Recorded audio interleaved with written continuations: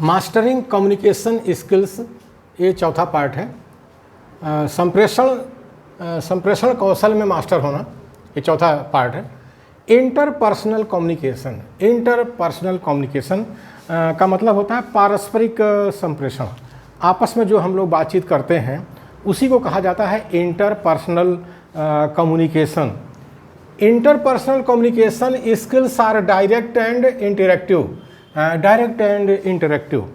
पारस्परिक संप्रेषण कौशल प्रत्यक्ष और बातचीत के माध्यम से होता है।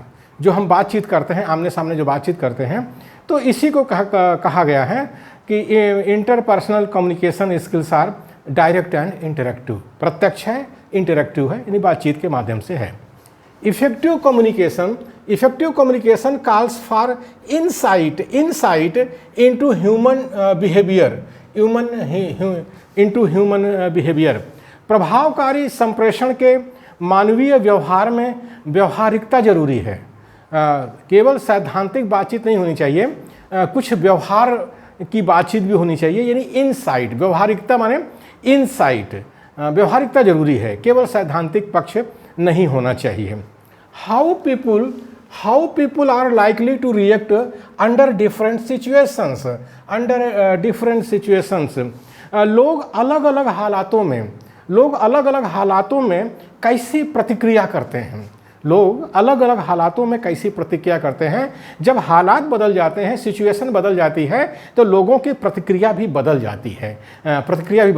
इसको हमको ध्यान में रखना चाहिए। एक जैसी प्रतिक्रिया नहीं होती है सभी हालातों में। हालात बदलते ही लोगों की प्रतिक्रिया बदल जाती है, सिचुएशन बदलते ही। People with good interpersonal communication skills are considered an asset to any organization। वे लोग जिनके पास पारस्परिक संप्रेषण के अच्छे कौशल होते हैं, यानी बातचीत में माहिर होते हैं, संगठन की संपत्ति समझे जाते हैं। संगठन कोई भी हो, उसके वो असेट समझे जाते हैं, संपत्ति समझे जाते हैं। ये ऐसा संगठन का सिद्धांत यही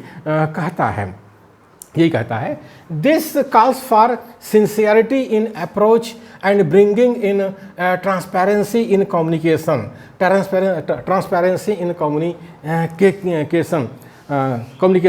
इसके लिए क्रियाविधि में सत्यनिष्ठा, यानी सिंसियरिटी, सत्यनिष्ठा एवं संप्रेषण में खुलापन मतलब ट्रांसपेरेंसी होना चाहिए। यानी व्यक्ति की कथनी करनी में फ़र्क नहीं होना चाहिए।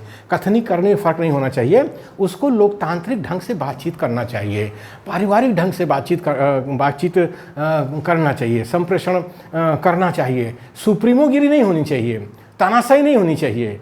जो ऐसा करता है, कि जो सुप्रीमोगिरी करता है, तानाशाही करता है, उसके अंदर खुलापन नहीं होता है। वो एक तरह से विचारों से काला होता है और दिल का काला होता है। ऐसे लोग संगठन को सबसे ज़्यादा नुकसान पहुंचाते हैं। यानी जो सुप्रीमो होते हैं, जो संगठन में सुप्रीमोगिरी करते हैं, तानाशाही करते हैं, उस संगठन को सबसे ज़्यादा नुकसान पहुंचाते हैं और संगठन टूट जाता है।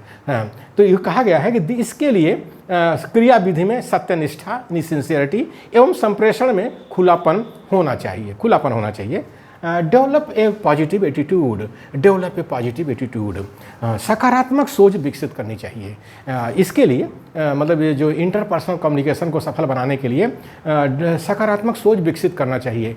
आज से 2500 साल पहले तथागत बुद्ध ने ये सम्यक दृष्टि दी है। जो अष्टांगिक मार्ग है, पहली सीढ़ी सम्यक दृष्टि है। सम्यक दृष्टि को ही तो कहते हैं पॉजिटिव एटीट्यूड। उस जमाने में गौतम बुद्ध ने हमको दिया है। आज हम 21वीं सदी में इसका इस्तेमाल नहीं कर रहे हैं, तो करना चाहिए। इंटरपर्सनल स्किल में डेवलप ए पॉजिटिव एटीट्यूड, सकारात्मक सोच विकसित करनी चाहिए। सोच को सकारात्मक बनाना चाहिए, नकारात्मक नहीं, सकारात्मक बनाना चाहिए।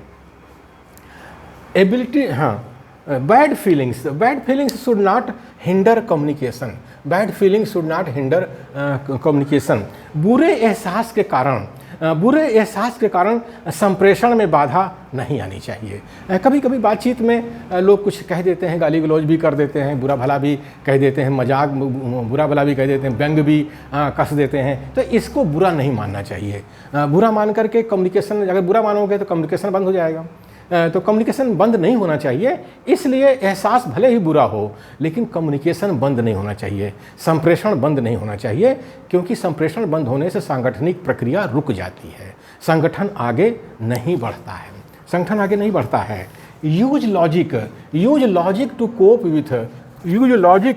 कोप विथ डिफ़िकल्ट सिचुएशन।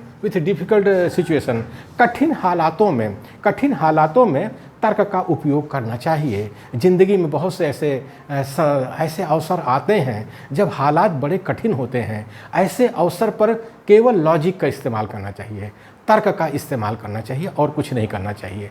तर्क से ही आप बच सकते हैं, अपना बचाव कर सकते हैं।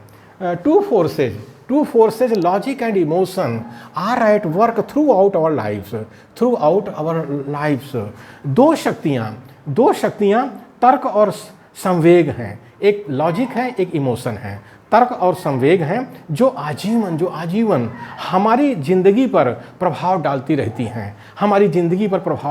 हैं। दो शक्तियाँ तर्क और संवेग हैं जो आजीवन हमारी ज़िंदगी पर प्रभाव डालती रहती हैं। एक तो तर्क है यानी लॉजिक है, दूसरा संवेग है यानी इमोशन है। ये ज़िंदगी भर आजीवन हमारे ज़िंदगी पर ये प्रभाव डालती रहती हैं। इसलिए तर्क का इस्तेमाल करना चाहिए और संवेगों पर नियंत्रण रखना चाहिए। हंसी खुशी गुस्से पर नियंत्रण रखना बहुत ज़रूरी है। Harmonious interpersonal relationships are the secret to success। सद्भावपूर्ण पारस्परिक रिश्ते सफलता की कुंजी हैं। ये हमारा जो मूल निवासी बहुजन है, ये हज़ारों साल से गुलाम रहा है, तो इसका जो एटीट्यूड है निगेटिव हो गया है, व्यवहार ऑटोक्रेटिक हो गया है, इसकी पर्सनालिटी रोगी हो गई है, रुग्ण हो गया है, सिक हो गया है। तो इससे क्या होता है, आपस में जो बातचीत होती है संगठन में वो सद्भावपूर्ण नहीं होता है, हार्मोनियस नहीं होता है। इससे मूल निवासी बहुजन का संगठन टूट जाता है। The ability to get along with other people,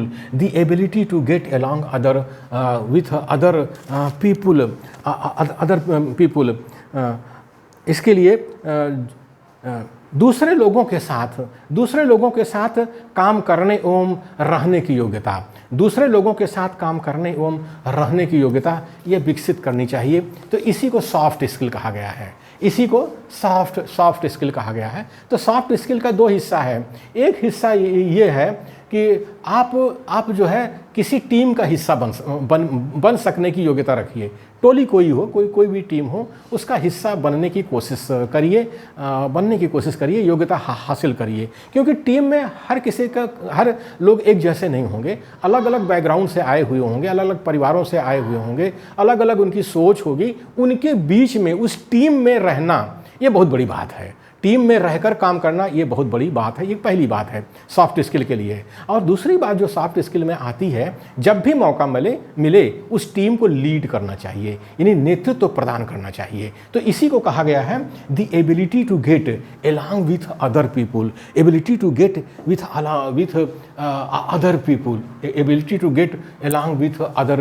people. हमारे जो मूल निवासी बहुजन हैं, हजारों साल से गुलाम हैं, तो उनके अंदर हार्ड स्किल आ गई है, उनके अंदर सॉफ्ट स्किल नहीं है। तो इसलिए हमारे संगठन नहीं बनते हैं तो टूट जाते हैं। तो ये जो मूल निवासी बहुजन है, इसको अगर सफल होना है तो इंटरपर्सनल जो कम्युनिकेशन है उसको सही करना चाहिए। उसके लिए सॉफ्ट स्किल विकसित करना चाहिए अपने अंदर। बिना सॉफ्ट स्किल विकसित किए हमारा इंटरपर्सनल कम्युनिकेशन सही नहीं होगा, हमारा संगठन नहीं बनेगा और हमारा संगठन टूट जाएगा।